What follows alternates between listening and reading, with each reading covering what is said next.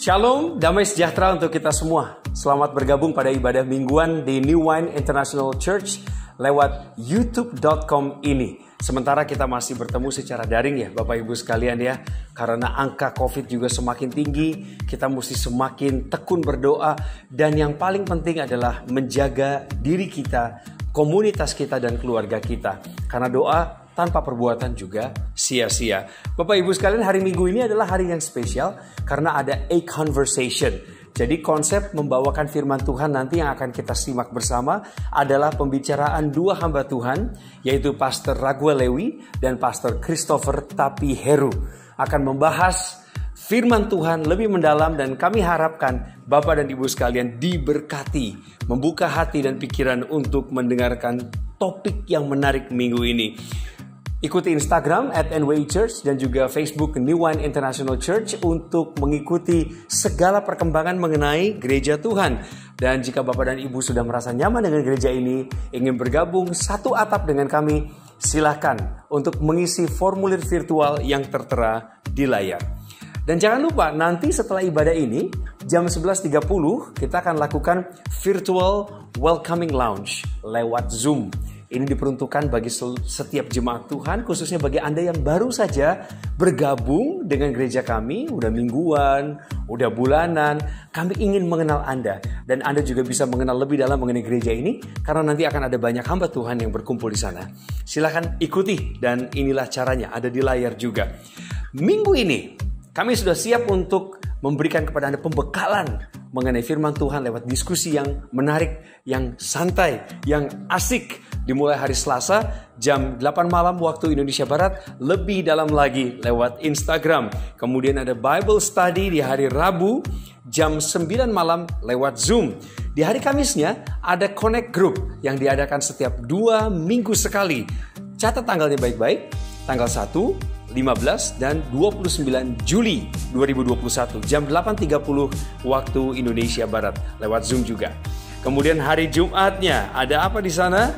Worship at Home bersama dengan gembala kita terkasih Pastor Robert dan Pastor Lea Sutanto. Setelah Worship at Home jam 9.30 malamnya ada Bible Study for Married Couples, The Sacred Marriage lewat Zoom. Kami berharap Bapak dan Ibu pasangan menikah untuk mengikuti Bible Study ini. Khusus untuk Anda para wanita, ada Ladies Bible Study and Discipleship Class yang dibuka untuk umum dan dilaksanakan setiap hari Minggu jam 8 malam lewat Zoom. Silakan simak, catat baik-baik semua tautan registrasi yang ada di layar.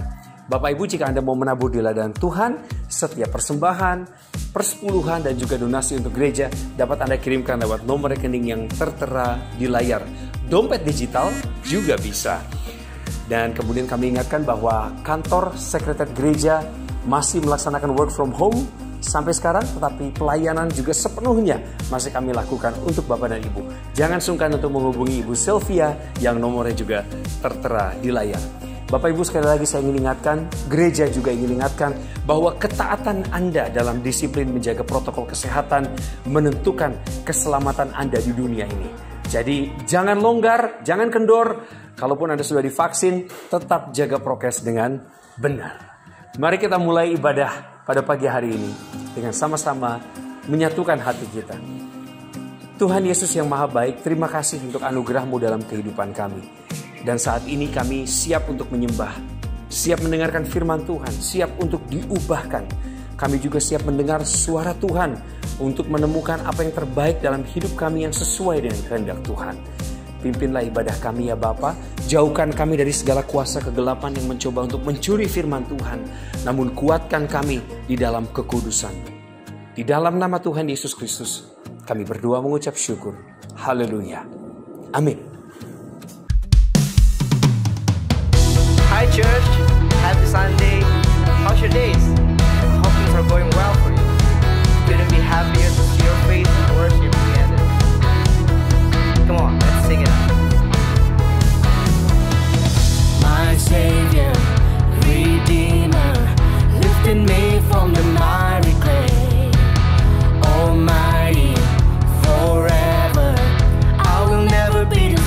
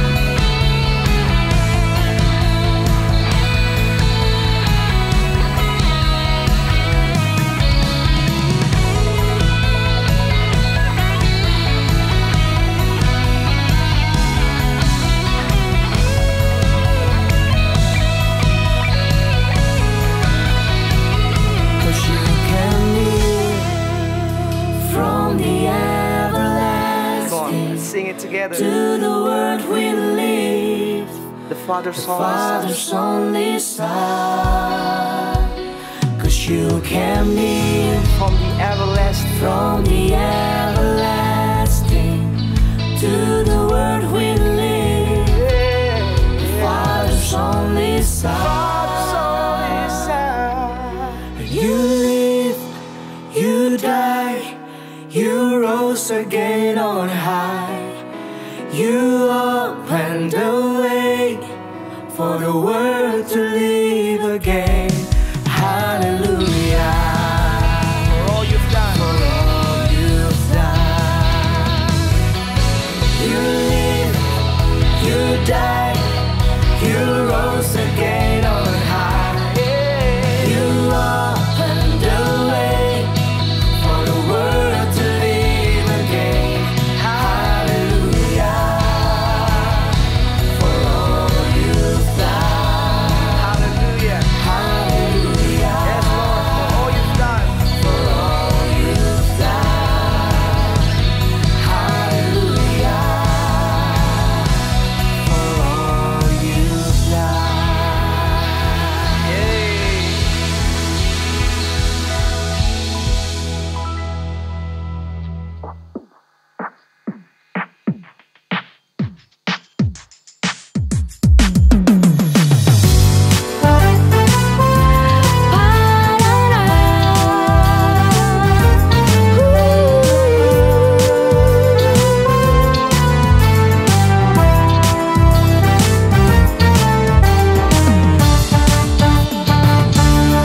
Jalan hidup orang benar diterangi oleh cahaya firman Tuhan.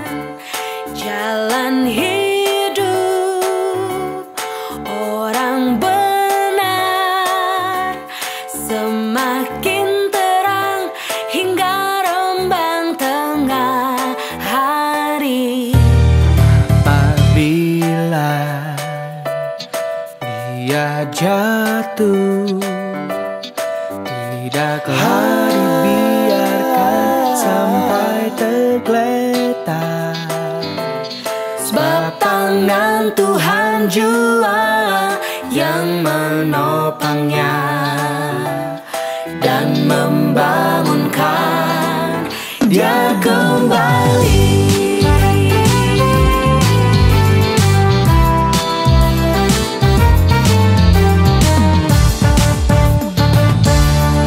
Jalan hidup orang benar diterangi oleh cahaya firman Tuhan.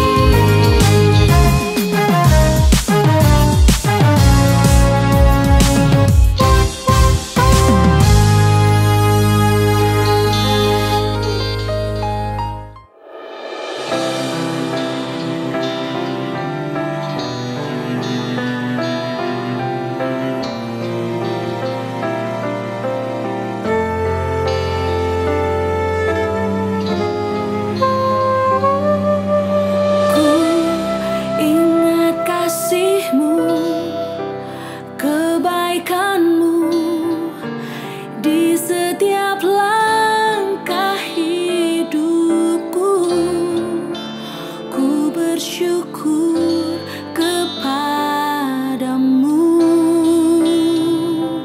Tuhan. Ku ingat janjimu yang terbukti, tiada pernah kau ingkari betapa besar setiamu.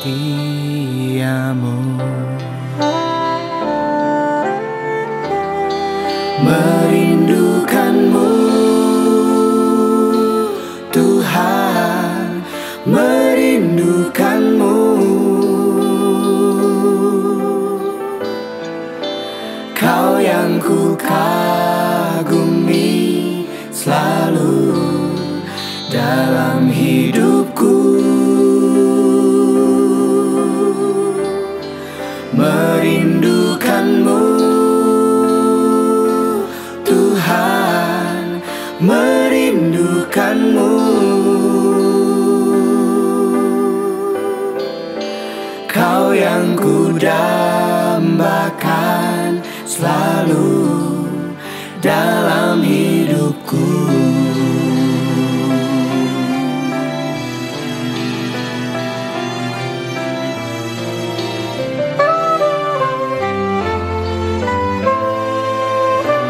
Ku ingat janjimu yang terbukti, tiada pernah kau ingkari betapa besar setiamu.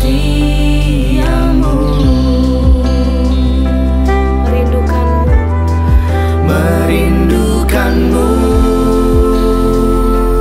Tuhan, merindukanmu.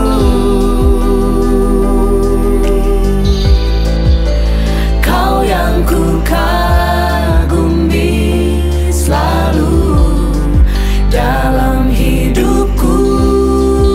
Merindukanmu, merindukanmu, Tuhan, merindukanmu. Kau yang ku dambakan selalu, Kau yang ku dambakan selalu dalam hidupku.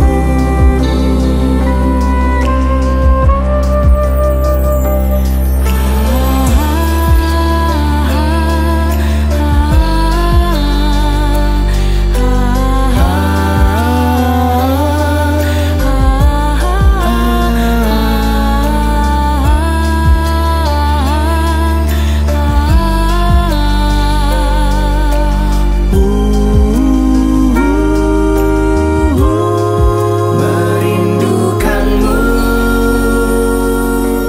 Tuhan, merindukanmu.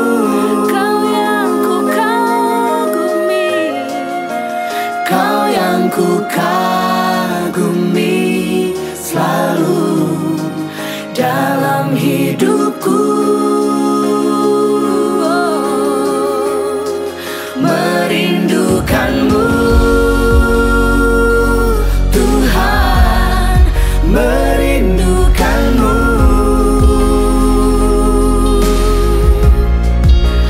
Kau yang ku dambakan selalu dalam hidupku.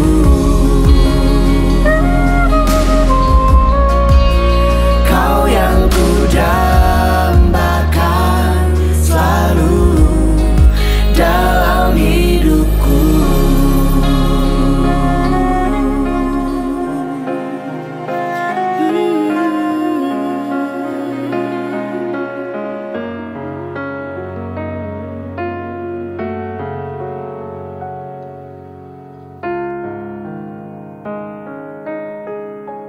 Hai, selamat ketemu lagi saudara sekalian, dimanapun Anda berada, kapanpun waktunya. Ini adalah satu program di dalam ibadah New Wine International Church yang sangat menarik sekali, yaitu berbicara tentang topik-topik yang sedang dibahas pada hari ini dan sangat penting sekali. Dalam acara conversation hari ini, Seperti biasa saya ditemani dengan Pastor Chris dan Pastor El. Dan hari ini kita akan berbicara mengenai Spirit-led Family yang memang menjadi topik selama bulan ini di New Wine ya. Ada satu ayat yang sangat menarik berkata begini. Lukas 18 ayat 20 berkata, "Engkau tentu mengetahui segala perintah Allah, bla bla bla bla bla. Hormatilah ayah dan ibumu." Itu perkataan yang dikuat oleh Tuhan Yesus. Jadi menghormati orang tua adalah merupakan salah satu dari 10 perintah Tuhan. Oleh sebab itu merupakan hal yang sangat penting. Nah, di sini timbul pertanyaan, ada 3 hal yang akan dibahas pada hari ini dan tentunya akan menjadi sangat menarik. Bagaimana atau apa ketika kita melihat sesuatu yang terjadi dengan orang tua kita atau ayah atau ibu. Pertanyaan pertama yang tentunya akan dibahas adalah seperti demikian. Gimana bisa menghormati orang tua yang tidak terhormat? Itu yang pertama. Yang kedua adalah apakah selayaknya orang tua meminta maaf? Yang ketiga adalah bagaimana menyikapi ketidaksinambungan di luar dan di dalam rumah. Nah, sebelum kita mulai, mungkin kita bisa berdoa dulu ya. Yuk, let's go. Bapa, terima kasih untuk waktu yang indah saat di mana kami bisa berbicara dengan leluasa berdasarkan firman Tuhan yang mengatakan apa yang harus kami lakukan ketika keluarga kami atau orang tua kami menjadi sebuah pertanyaan yang mungkin sulit untuk ditanya oleh anak-anak kami. Terima kasih Bapa, berikan hikmat-Mu, pengurapan Roh Kudus-Mu agar kami bisa mengerti semuanya, biblical base-nya, dan terpujilah nama-Mu dalam nama Tuhan Yesus. Amin. Amen. Oke, sudah diberitahukan untuk introduction-nya. Mungkin sekarang saya akan berikan kesempatan ya untuk apakah Chris atau El untuk mulai menjawab pertanyaan pertama, yaitu gimana bisa menghormati orang tua yang tidak terhormat. Karena ini struggle yang cukup dialami banyak orang ya. Ya. Most of the time ternyata di IG Live kita ngelihat bahwa anak-anaknya pengen dan berusaha banget hormatin orang tuanya. Ya. Tapi somehow orang tuanya, kalau ngambil istilah Pastor Kristo, nggak terhormat atau tidak menghormati diri mereka sendiri. Ini yang jadi masalah. Anak-anak kamu hormatin kamu, tapi kamu nggak melakukan tindakan yang terhormat. Dan ini yang jadi masalah. Ini kayak frequently asked questions ya sebenarnya. Betul. Ya. Tapi beberapa kali saya menghadapi orang-orang seperti ini. Dan kalau boleh jujur, kadang ini bukan jawaban yang mudah. Karena kadang yang jadi masalah adalah ada sisi controlling dari budaya kita yang seakan-akan kalau misalnya kita ngomong, mungkin nggak kurang ajar, cuma ngomong doang, minta atau berdebat mungkin atau mungkin menyampaikan pendapat dianggapnya membangkang.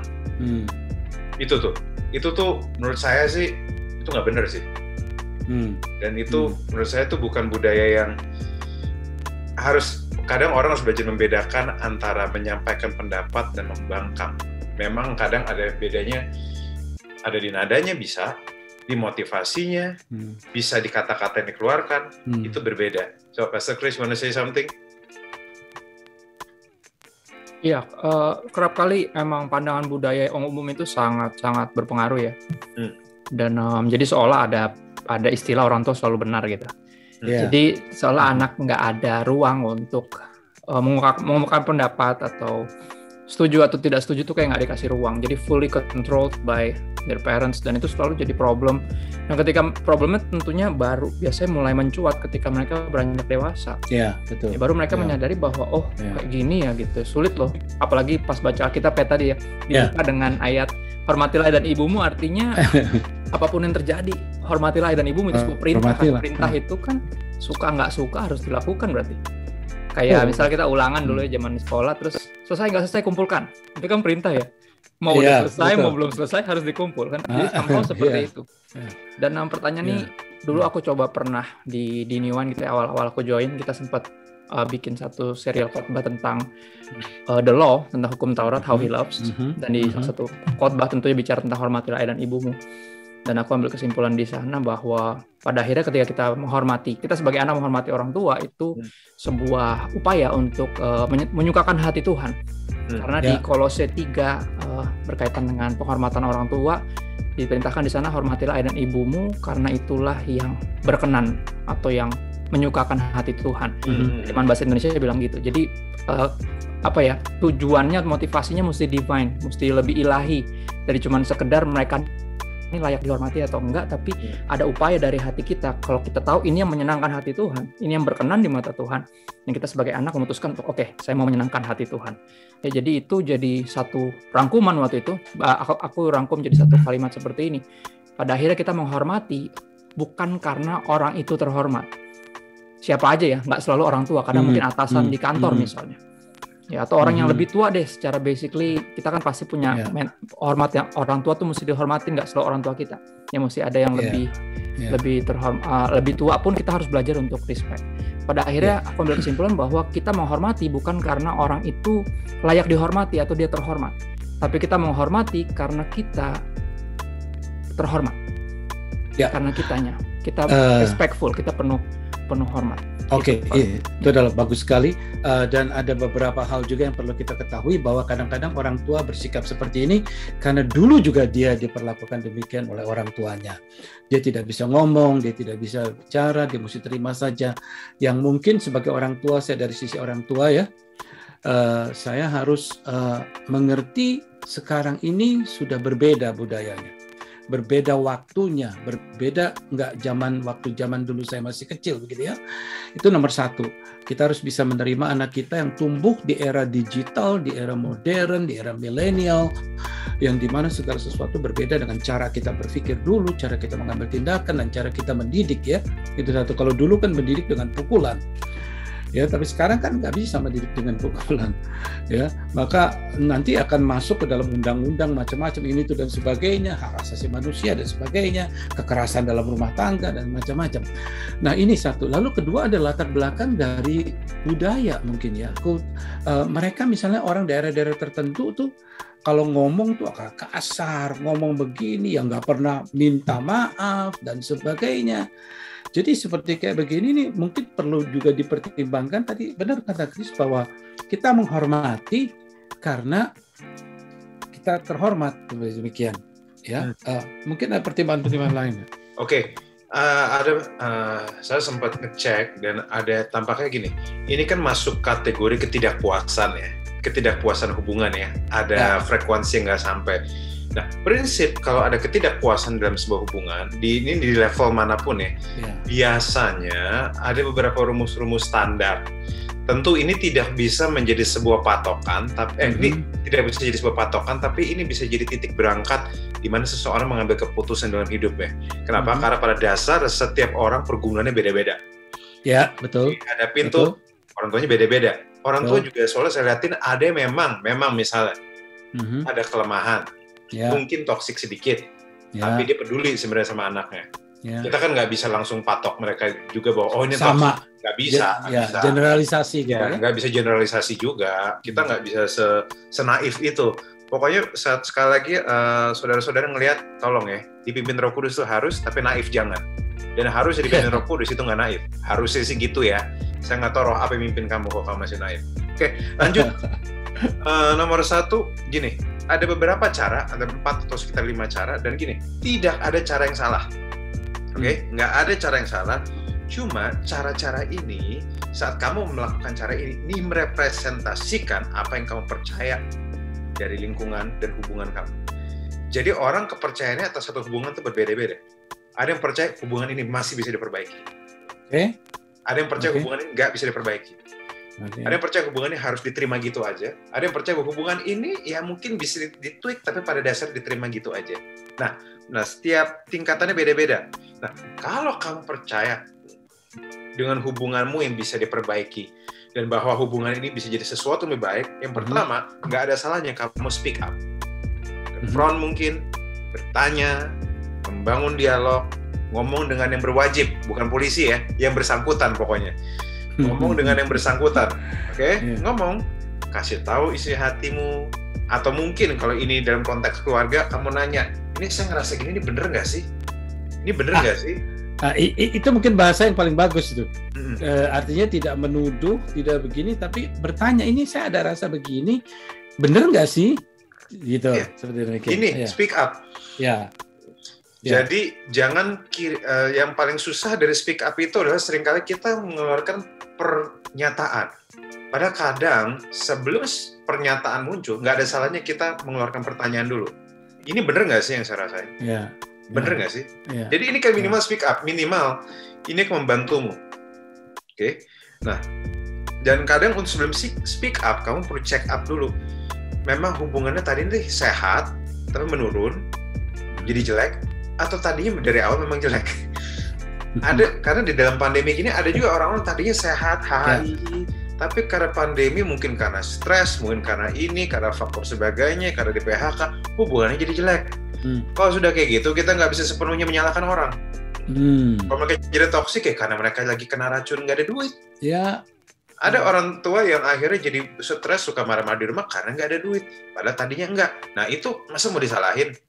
Bagi saya sih, kalau saya secara personal melihat secara netral, tidak bisa sepenuhnya disalahin. Namanya juga stres. Nomor 1. Oke. Nomor 2. Terima bagianmu. Kalau misalnya kamu memang salah satu dari yang bermasalah. Kita sering anggap misalnya hubungan kita di kantor atau di orang tua saya tuh toksik. Nah, tapi yang saya pelajarin juga bahwa anak-anak toksik juga ada. Dan nggak sedikit. Nggak bisa dipercaya. Cuma ngomong tanpa dasar. Kayak anak kecil kelakuannya. Apa yang dia rasa diomongin aja. Dia rasa diomongin. Dia perasaan dia, realita dia ini juga bermasalah. Perasaan tuh penting loh. Tapi perasaan belum tentu sama dengan realita. Ada seseorang bisa merasa disayang. Ini saya nemuin berkali-kali. Dia merasa dia disayang. Dia cerita ke saya di DM bahwa orang tua saya gini. Terus saya nanya, biasa kan, namanya hamba Tuhan, tolong catat hamba Tuhan, jangan langsung kemakan omongan orang. Catat baik-baik gitu ya. Dengar dulu, pelan dulu, langsung tanya, orang tua kamu begini nggak? Enggak tuh. Orang tua kamu gini nggak? Enggak tuh. Orang tua kamu mukulin kamu? Enggak tuh. Orang tua kamu suka maki-maki kamu depan orang nggak? Enggak tuh. Terus pertanyaan saya, toksiknya di mana? Lu kan saya nanya dong, toksiknya di mana?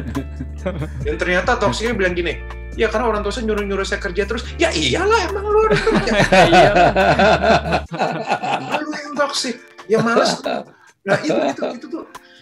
Sorry, ini realitanya soalnya. Jadi jangan buru-buru ngecek toksik dulu, dicek up dulu. Kalau misalnya kamu memang bermasalah, ya minta maaf. Kamu harus terima bagian kamu. Kayaknya saya yang bermasalah deh. Orang tua saya mungkin nggak sempurna, tapi kayak di konteks ini, saya yang bermasalah. Itu. Nah, nomor 3. Terima aja. Ini biasanya kalau orang udah sabar, udah capek, ya udah dah, mungkin memang udah kayak gini aja hubungannya. Terima aja dengan lapang dada. Mungkin sudah waktu saya terima. Nggak apa-apa juga, nggak salah. Ini memang berarti terima apa adanya. Nah, yang keempat, ini the worst thing can happen sih, tapi saya tidak rekomen ya, tapi ini muncul, cabut. Biasanya, tapi ini hanya bisa tercabut, tapi ini hanya terjadi kalau misalnya siapa tahu, ya saya tidak rekomendasi ini di orang tua sih.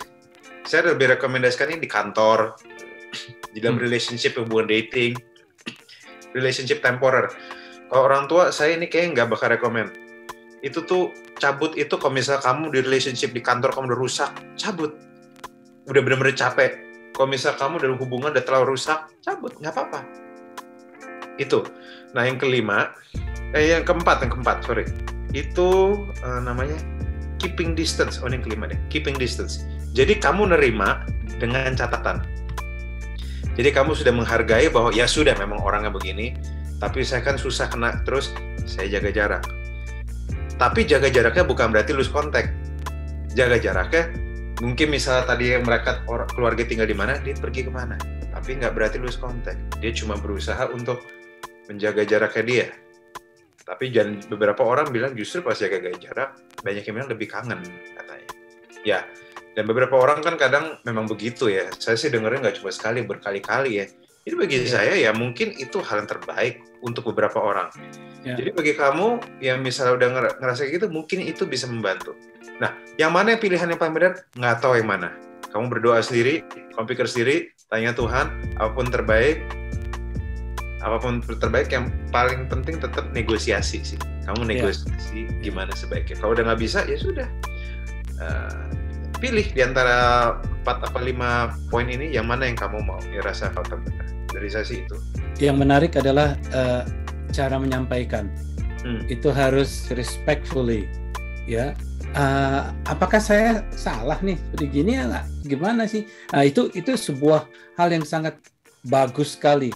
Kita tidak menuduh, tapi kita mengatakan bahwa saya merasa begini, salah nggak ya? Seperti demikian, bertanya gitu. Nah, mungkin sebagai orang tua bisa menjelaskan begini dan sebagainya. Itu that's to me is the best. Maksudnya menanya seperti demikian. Ada lagi?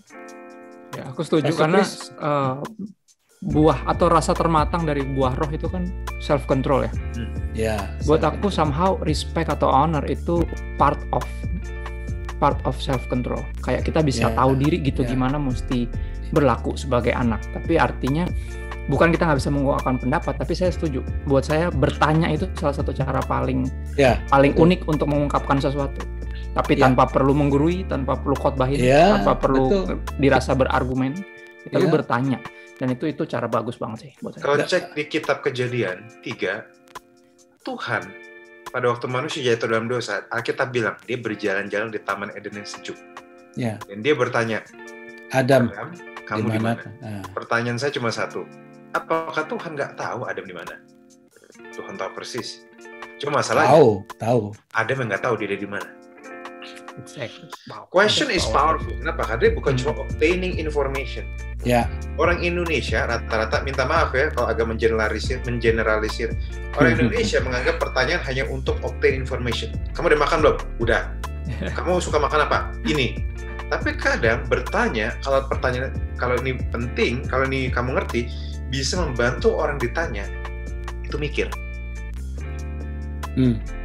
Kalau misalnya orang bilang, kadang kan pertanyaan nggak selalu muncul, kamu udah makan belum? Atau kadang pertanyaan bisa muncul dengan pertanyaan yang lebih untuk dia mikir, seperti kayak, kamu sudah makan dari jam 5, jam 6-an. Apakah kamu yakin ini hal yang benar? Misalnya, kamu katanya mau diet, tapi kamu makan terus. Apakah menurut kamu ini benar? Itu kan bisa menjadi, apakah ini yang kamu mau? Itu bisa jadi sebuah pertanyaan yang baik. Itu sih. Betul. Atau bilang, ini atau betul, ini saya kebetulan lagi di luar, mau dibeli makanan apa? Seperti kayak gitu. Ya, itu kan juga bisa sudah makan atau belum. Itu seni lah. Ya, seni. Nah, teman-teman coba cek lah, belajar lah. Nah, ada pertanyaan kedua nih. Yang kedua nih ya. Apakah selayaknya orang tua meminta maaf? Silakan yang orang tua. Ya, dari orang tua dulu kayaknya. Oke. Gimana kalau menurut Pastor Robert? Mazmur 86 ayat yang kelima mengatakan begini. Bagus sekali dikatakan, sebab Engkau ya Tuhan baik dan suka mengampuni dan berlimpah kasih setia bagi semua orang yang berseru kepadamu. Tuhan sendiri ya dikatakan bahwa suka mengampuni. Jadi saya kira kita semua tidak ada yang sempurna. Kita harus menyadari sebagai orang tua bahkan mungkin jauh dari sempurna, dan mengajar anak untuk kita meminta maaf kepada anak. Nomor satu itu adalah cara mendidik yang terbaik. Kita kan bilang, papa salah, sorry ya. Anak itu kan melihat, papa gua aja minta maaf. Artinya lambat laun kalau kita lakukan ini dari kecil ya, dia akan berkata kalau ada orang lain ngomong minta maaf saya harus bisa mengampuni. Jadi itu cara mendidik yang baik sebenarnya, yang pertama. Lalu yang kedua adalah memberikan contoh yang baik. Sebagai orang tua saja mau minta maaf gitu, membuktikan bahwa ketidaksempurnaan orang tua bukan sesuatu yang ditolak, tetapi sesuatu yang bisa dihargai karena permintaan maafnya, begitu. Lalu yang ketiga adalah artinya bukan menyerah. Saya kira bukan menyerah, artinya maaf ya nak, papa salah. Maksudnya, nah jangan menyerah. Papa ini juga menyadari gitu ya. Juga dari sisi orang tua berkata bahwa dia tidak menyerah, dia tetap menghargai permintaan maaf. Ngajar yang keempat adalah ini yang paling penting menurut saya ini, saling menghargai. Ini menghargai anak, bahwa anak tuh is human too. kids are people too, gitu misalnya. Kalau kita kepada anak kecil ya, kids are people too. Kalau kita mengajarkan yang baik, kita menanamkan yang baik, maka dia akan tumbuh dengan sikap dan yang baik, betul. Di dalam keluarga yang suka memaafkan, mengampuni, melupakan, dan sebagainya. Ketika kebiasaan-kebiasaan itu dibangun oleh orang tua tentunya kepada anak-anaknya, maka suatu kali nanti orang tua akan melihat sisi baik dan luar biasanya dari anak-anak yang kita didik itu kepada orang tua. Ya, kita kali. So good. Aku setuju banget. Seringkali orang kalau minta maaf tuh somehow ya gengsi berkata bahwa kita kelihatan lemah gitu. Ya. Padahal enggak. Apology itu salah satu form of humility sebenarnya. Ya kan, menyadari bahwa saya manusia biasa yang pasti pernah dan akan bikin kesalahan gitu. Jadi di situ bisa banget untuk mempersiapkan anak tuh nggak punya ekspektasi yang terlalu tinggi sama orang tuanya. Seolah orang tuanya Superman yang perfect. Karena seringkali kecewanya karena gitu. Dia dari umur sampai anak dari lahir sampai berapa nih kan menyadari berpikir bahwa orang tuanya ini Superman. Jadi Superman dan Superwoman yang nggak akan pernah bisa salah, yang paling benar. Tapi akhirnya pas mulai remaja dia menyadari, ya mereka orang biasa dan mereka kaget. Gue pikir lu yang paling benar gitu, tapi ternyata enggak. Nah karena nggak pernah minta maaf, standarnya ditaruhnya terus tinggi. Jadi ketika bikin salah dan nggak minta maaf, akhirnya kekecewaannya juga tinggi. Expectations itu kan juga perlu di manage ya, diatur ya. Dan buat aku minta maaf itu tanda kelemahan itu harus dibuang, karena minta maaf kerap kali adalah justru sign of humility. Ya, sebenarnya bukan cuma sign of humility, tapi bagi orang yang meminta maaf is sign of strength. Orang kuat dia bisa minta maaf, gitu. Ya, jadi jangan sebagai orang tua jangan kita menjadi lemah berkata, aduh, lu sama anak aja kok mesti minta maaf, itu kan anak-anak lu gini-gini, nggak usah lah. Itu kan minta maaf cuma ajaran orang-orang bule dan sebagainya. Oh enggak, ini ajaran Alkitab, ampunilah satu sama lain. Dikarenakan Tuhan saya mengajarkan kepada kita untuk bisa mengampuni. Makanya kita juga mengajarkan anak kita untuk kita pun juga salah, bisa ajar anak untuk bisa mengampuni, orang tua bisa mengampuni dan sebagainya. Kalau kita berada dalam lingkungan yang forgiving, yang mengampuni, maka kita berada dalam situasi yang sangat aman, nyaman, dan baik. Jadi anak nggak perlu takut.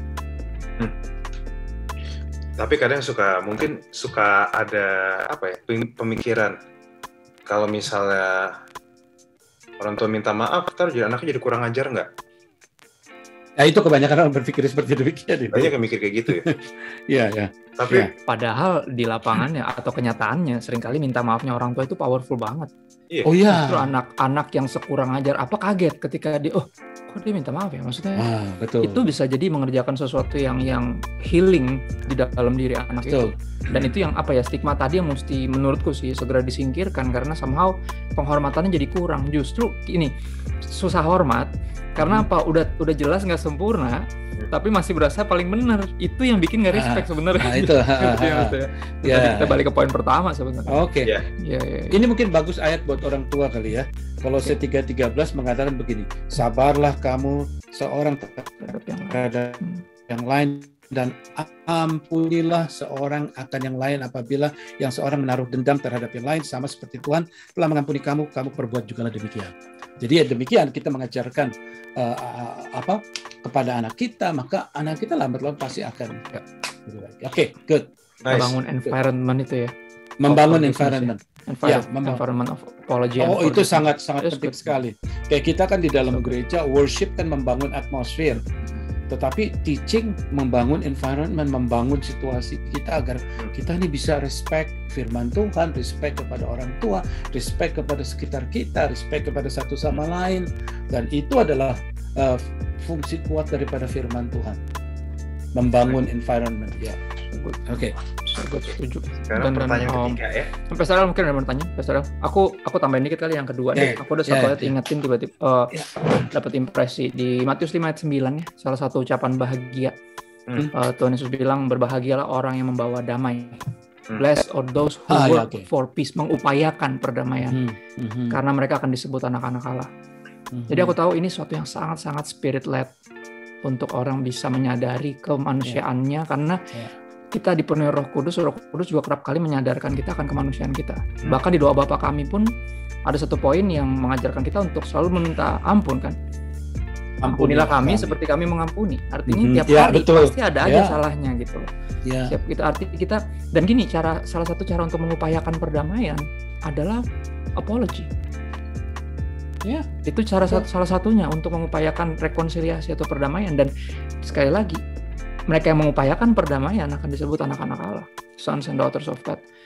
Dan itu penting banget untuk disadari. Jadi ya pada akhirnya kalau kita mau membesarkan anak-anak Tuhan sebagai orang tua, kita juga pertama harus jadi anak-anak Tuhan. Nah itu yang bagian kita. Ya.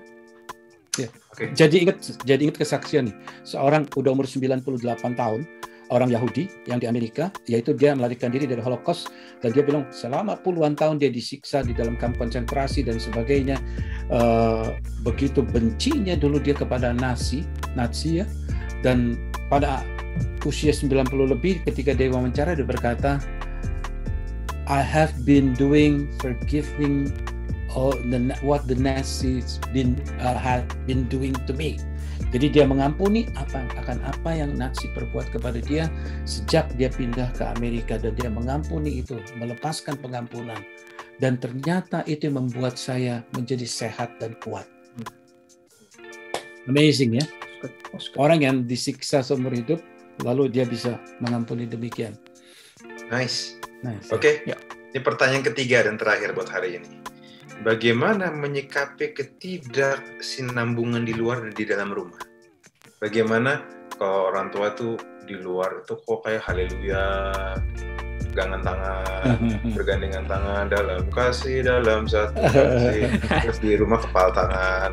Karena tampaknya double standard ini bukan cuma terjadi di 1-2 orang. Kalau cuma 1-2 orang ya kita diam aja kan, cuma dikit kan. Ternyata ini banyak. So apalagi kalau lagi di dalam acara question and answer itu, wah, sampai dikatakan sampai lebih dalam lagi, sampai ditanya, kamu nggak dari mula sih joinnya ya. Jadi pertanyaan itu berulang-ulang, artinya ini banyak yang terjadi. So bagaimana cara kita hadapinnya? What do you guys think? For me personally ya, dari mulai pasti dengan menyadari bahwa ini kan kemunafikan nih. Kemunafikan kita harus bertobat darinya. Salah satu yang Yesus sebel banget dan kerap kali bikin dia dalam pertentangan dengan ahli Taurat dan Farisi itu bukan masalah doktrin. Tapi mereka ini, kalangan ini tuh mengajarkan sesuatu yang tidak mereka hidupi. Ya kan, makanya dipanggilnya munafik. Kuburan di labur putih dan segala macam. Dan buat saya kemunafikan ini harus segera kita harus bertobat darinya gitu loh. Karena pemimpin atau orang tua yang jago berpura-pura yang sok kuat, saya kan bilang gitu ya. Karena pencitraan kerap kali jadi tuntutan, apalagi jadi anak pendeta ya. Kita lihat ya, maksudnya orang tua kita kerap kali dituntut untuk get yourself together, selalu harus perfect gitu. Ya, jadi tanpa sadar juga bisa jadi kayak gitu. Akhirnya membangun satu pencitraan ketika di gereja gitu, atau di atas mimbar dia bagaimana, dan di rumah beda lagi gitu. Aku sih bersyukurnya enggak ya, cuman sebagai orang anak pendeta gitu ya, saya belajar bahkan dari kedua orang tua saya, mereka kerap kali nggak mau membangun satu begitu, tapi kadang ada tuntutan juga. Misalnya contoh ya, yang mungkin nggak disadari, yang nggak ada maksud untuk berpura-pura ya. Misalnya saya baru bikin masalah gitu ya, misalnya mau berangkat gereja nih, ada aja tiba-tiba ada yang saya ngapain gitu, terus kan numpahin apa, terus pasti diomelin kan, pasti nangis dong, kan, terus nangis terus sepanjang jalan gitu, terus dia bilang, ayo jangan nangis, udah deket gereja nih gitu. Terus pas turun tuh udah harus kayak shalom gitu. Jadi mereka sebenarnya, aku yakin nggak ada maksud untuk membuat aku berpura-pura atau munafik, pasti nggak ada, cuman kayak ada tuntutan itu loh, somehow. Dan aku belajar untuk melihat dari sudut pandang yang penuh pengertian ya. Tadi kan Pastor Al ada ngomong tentang pentingnya untuk belajar mengerti kenapa orang tua kita marah. Ya kan, tadi misalnya nggak ada duit mungkin, atau emang lagi darah tinggi mungkin. Kalau kita penuh pengertian, aku rasa akan banyak masalah yang bisa bukan hanya diatasi tapi dicegah.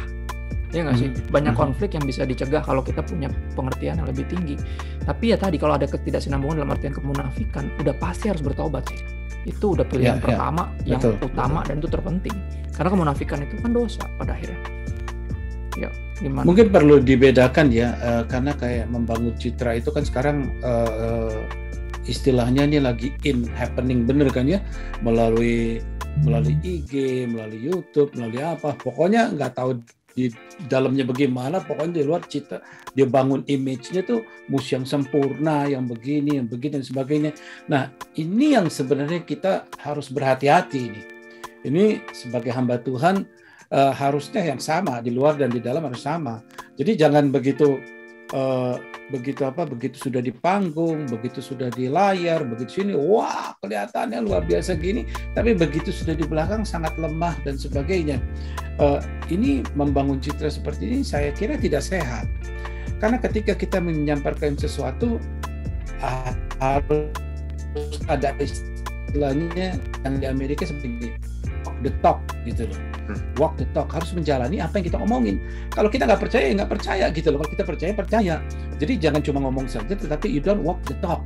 Nah, ketika orang mengetahui hal ini, apalagi saya sebagai hamba Tuhan dan saya kira kita sebagai hamba Tuhan, dan banyak juga yang di mana-mana sekarang ini karena eranya udah era digital, semuanya berusaha untuk membangun citra begini. Yang penting banyak viewer begitu, ya agar viewernya, wah dia ini gini begini.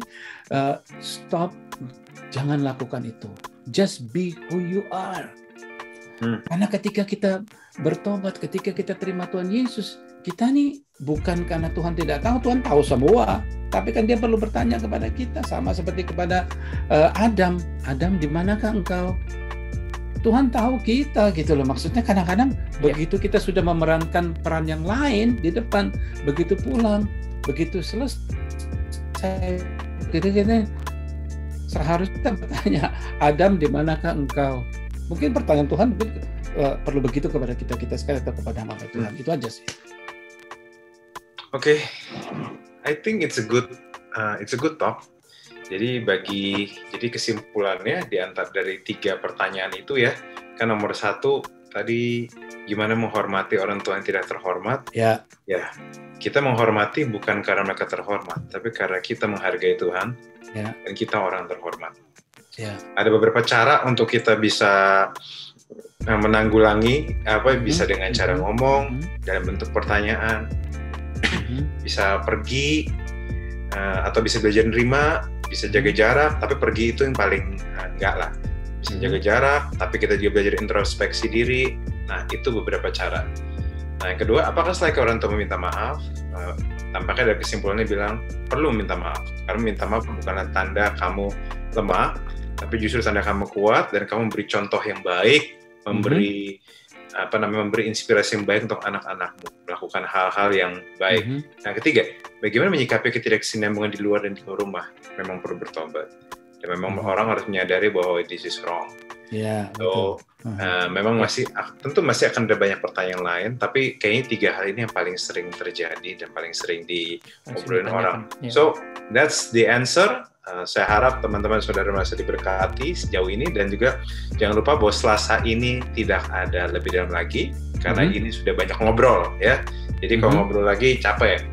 Lagi pula lu juga datang telat juga kok. Tapi tenang, direct message kita open for questions. Tetap maksudnya kita kan full time ministers ya. Pada akhirnya jangan ragu untuk bertanya, langsung aja direct message. Itu aja. I hope you guys are blessed. Mari kita berdoa ya. Tapi sebelum itu saya ingin menyampaikan sesuatu yang tidak ada kaitannya dengan ini. Kita melihat situasi sekarang ini, COVID ini semakin lama lingkarannya semakin mendekat kepada kita, maka itu benar-benar harus stay safe, wear mask, social distancing, jaga distance. Ini benar-benar jangan cuma hanya kita iya tapi kita tidak mempraktekkan, karena ini sudah korbannya semakin banyak dan semakin banyak lagi, dan para ahli mengatakan ini belum peaknya, ini belum topnya, ini dalam 2 minggu ke depan ini akan naik lagi. Itu ramalan mereka, tapi siapa yang tahu dalam 2 bulan ke depan atau 1 bulan ke depan itu baru peaknya.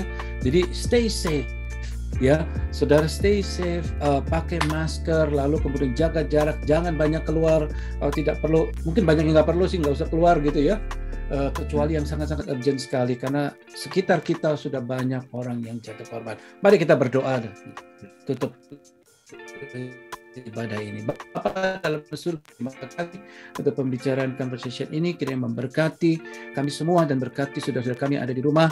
Kami akan selesaikan dan kami akan terima berkat daripada Engkau.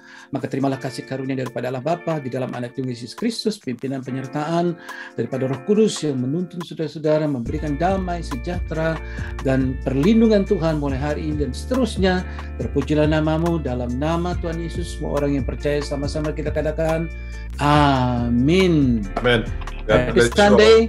God bless you. Terima kasih.